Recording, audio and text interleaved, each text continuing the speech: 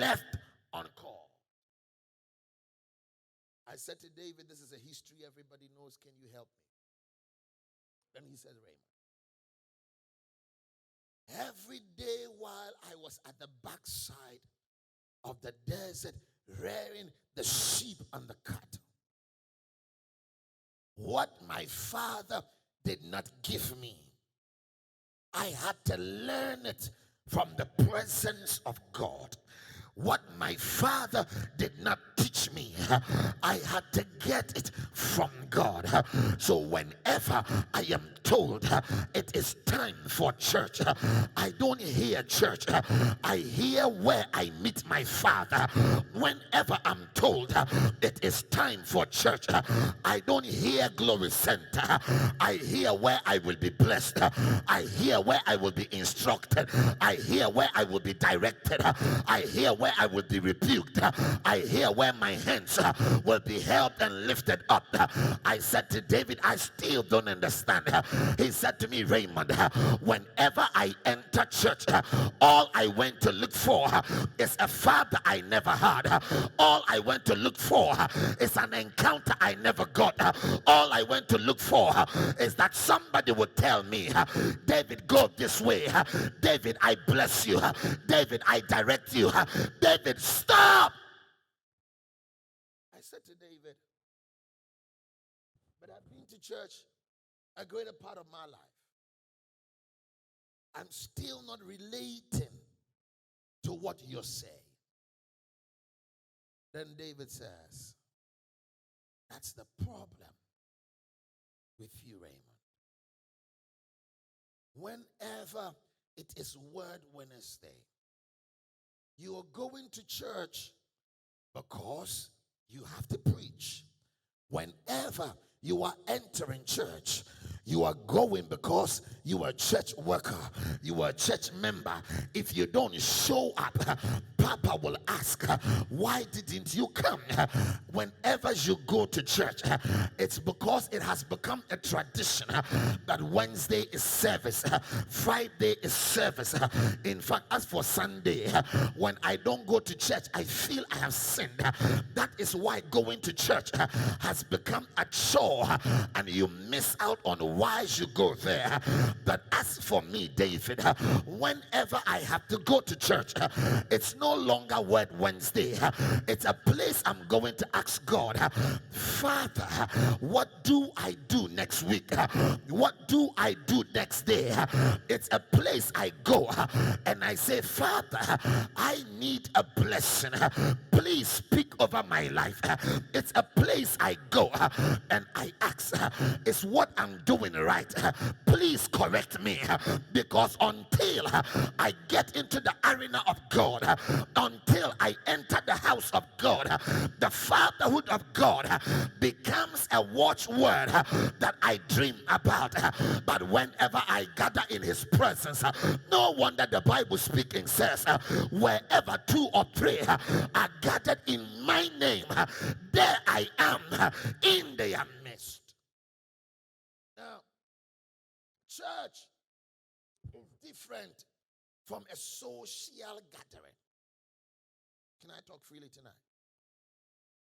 Some of us come to church and our biggest worry is what we wore to church. Is my clothes nice enough? Honey, it's not a party.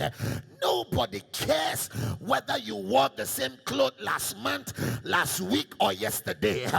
All we care about, if you understood the purpose of walking into church, is to come and get a blessing from my Father who is in heaven.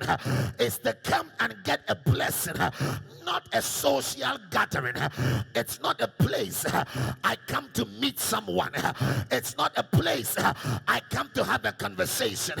No wonder people come to church, and when the service is going on, they are watching their clock, but when the service is over, they are in the car park longer than the entire service. You have misplaced your priority. The purpose of here is that God will bless me in the four corners of this room, not so that the sister I did not see all week, I can meet her and have a chat, not so that the brother I'm believing God that he will ask me out will see me and say she's fine. I came to be blessed. Whenever I come to church, the purpose is not the same as the party I went to. When I go to a party, I go to familiarize, socialize. So as soon as I get there, you want to greet everybody. You want to make sure everybody sees you're there. You are excited because you went to have fun. When you come into the house of God, it's not a social party. It's not a place you came for fun. I know there is a liberty in the house, but my purpose for coming here is not to come and have fun. It's to come and have an encounter. No wonder people trivialize coming to church so they can decide which of the services is powerful. As for teaching service is boring, no wonder we'll wait and go for prophetic service. No wonder people can decide which service to attend. As for Sunday, I'm too busy, I want to wash, I want to rest. No, don't worry, we'll be there on Friday. You have decided which day is important because you have never understood that every time I come to meet God, and when I meet God, what comes from God locates me. David is explaining to me that whenever he has to go to church, that kind of joy that fills his heart makes other people wonder, what is it about that white building down Aguali Street that makes you so excited that you drive all the way from Ikropon and come here, that you take a bus, that when you close work you are tired, you won't go home, but you still go to church? Honey, it's not the building, it's what I go to encounter when I enter the place. It's what enters my life when I enter the place. It's what I see when I enter the place. It's what begins to happen when I enter the place, until I understand that entering the house changes my destination from failure to success. I will always treat coming to church as another social event. Ezekiel 46 says, and whoever came in went the opposite way. It makes a little sense when I look at Moses in the house of Pharaoh, when he goes and says, the I am that I encountered has made my life different.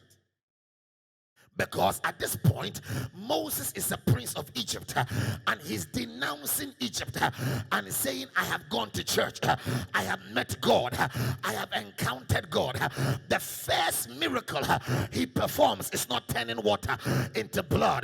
The first miracle is not the firstborns died.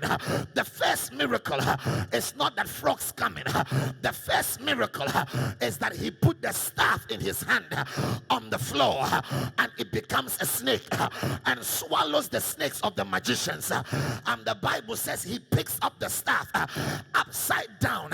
In other words, if he put it down by the head, he picked it up by the tail. I asked Moses, what is the meaning of this? He says, whenever a man encounters God, you pick yourself up the opposite way you went down. I said, I don't understand. He said to me, the staff is a tree. Tree represents nature. What I did is I put my nature down in front of Pharaoh, and I told Pharaoh, this is how you knew me. But when I pick myself up, I pick myself up as a conqueror. Can I talk to somebody tonight?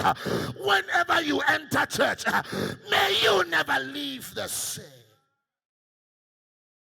His first miracle is the most important of all the plagues of Egypt. He put his nature down, and then the nature started swallowing up other natures. And then when he was done, he picked it up upside down. Then I began to understand that nobody comes and encounters God and leaves the same. If you have been going to church and going back the same, if you have been going to church and nothing is changing about you, honey, you need to reprogram why you enter church. You need to reprogram how you enter church. You need to reprogram what makes you enter church. Because as long as you came to see Frida sing, as long as you came to see some elite prayer, as long as you came, because if you don't show up, Papa will call you. Where are you? Why didn't you come to church? And you don't want to offend Papa. You will come here and go back home the same, and nothing will change in your life. No wonder you keep saying, I've gone to church all these years and nothing is happening in my life. But tonight I came to tell somebody that whenever I come to church and my purpose is I need to see my Father, the purpose is I need to meet God, then you will never